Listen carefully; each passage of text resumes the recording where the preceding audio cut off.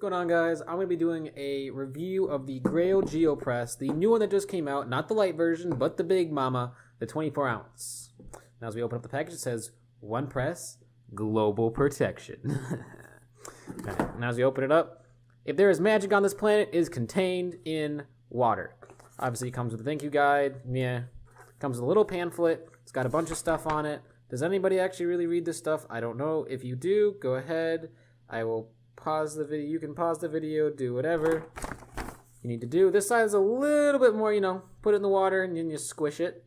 Same idea. You can read that. Removes all those types of deals. That is everything that is inside of this that I will not have to explain to you because I don't want to go through that entire process because I'm going to give it to you straight. All right. If you want to really get into this and you're interested, think of this as a more of I'm using it and I will let you know what I believe about it and if I condone buying it yourself. All right. So I guess the last thing they do give you is a nice, beautiful Grayl sticker. Put it on your car, your body, your nipple, I don't know, somewhere. All right. Let's get that out of the way. It also comes with this in the box. This is just the part that holds the bottom of the bottle. All right. Nobody cares about that. All right. Now for the real thing. So we go to the outside of the layer. Here we go. It says, oh, hello. Camera stand almost fell over there. Becomes a Grayl, obviously. I really like this outside container. It's a little lighter than it shows. Just imagine it being kind of more of a smoky gray color. If you've ever seen smoked quartz, it's very much so that color. The inside is as follows. Black, like my soul. Anyway, the outside is a nice hard plastic. However, right here, it's a nice smooth rubber finish. The Grayl is actually part of this plastic itself, so it's not rubbery at all. But I will say when this gets wet, it does stick decent. All right. Now, if you look at the bottom, it's also got the exact same rubber that it has on the top, just so that it can stick. And I'm not kidding when I say that I can push that pretty hard and it won't slide too much on you. Now, if we look at the very bottom here, it really does kind of tell you everything that you need to know about this device. Obviously, there it goes. So chemicals, heavy metals, all that kind of stuff. So I love the outside. This is the inside. We got this big honkin' filter, which gives rid of all of that stuff. Again, same type of plastic. I really, really like the cap that they use with this. It is absolutely phenomenal. I honestly commend them. The rubber that they used is very high quality. It doesn't move. It's very sticky. However, it does seem to get a little slippery when wet. Now I'm going to show you exactly how to use this, as I actually have used it once and it's still dripping, and you might see water on the table. The one gripe I've only found so far, actually make that two gripes I have about this, is the top. All right. For one, I don't like how easy it is. So if I was to screw this on real quick, I don't like how easy it is to unscrew this while I'm pushing down. I understand that this needs to be an easy, kind of only one thread, you know what I mean, type deal. We put it on and it's about 1.5 turns and then it's locked in. But my issue is that even when I'm pressing down, if I lean too left or lean too right, it will actually kind of open up. And then that kind of pressure change really does mess it up if you're trying to go for longevity. Now, the other gripe that I have is if you look very carefully, you're like, Colin, what is this like? What is this thing right here? Well, that's a dot. And if you look over here, that's also a dot. Let's see if I can get a better picture of that for you. There's the dot.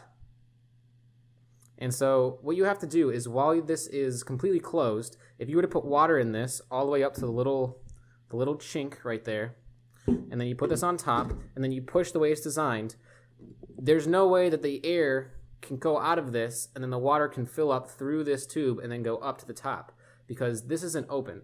And so they've actually given us a nice little way. You just open it half a turn instead of being closed over here. Obviously, this is near red. You turn it half a turn, it opens up, so then the air will move out.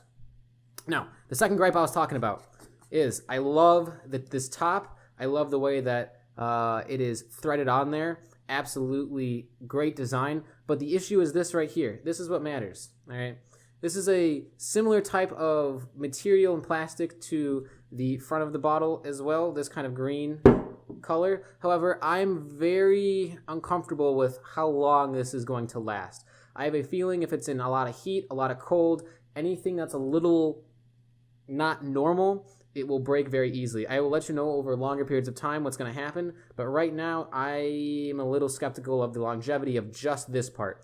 I do give them credit for putting a nice metal screw in the side here, but this is some kind of a brittle plastic, if you will, over time. Not right now. It's very flexible. It still works out perfect the way I'd like it, but I think over time this is going to be one of those items on something that will break.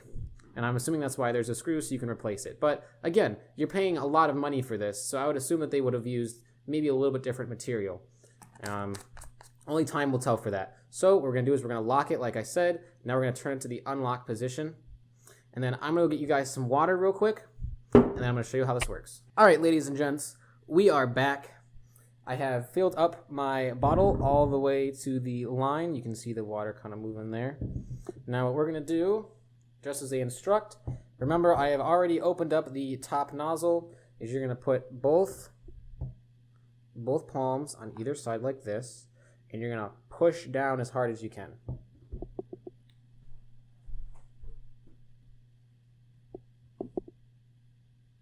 And as you do this, it's going to start to filter the water through it. I don't know if you can see it or not with the camera, but eventually it's going to filter all that water through. Normally it takes 9 seconds. If you have all of your body weight on it, it'll take a lot less than that. However, I'm at a side angle, so it is a little more awkward. As you can see, that water's getting up there. And you want to push it all the way down to the bottom here, so that the rubber seats. And once it does, you're done. All you gotta do, open it up, take a sip.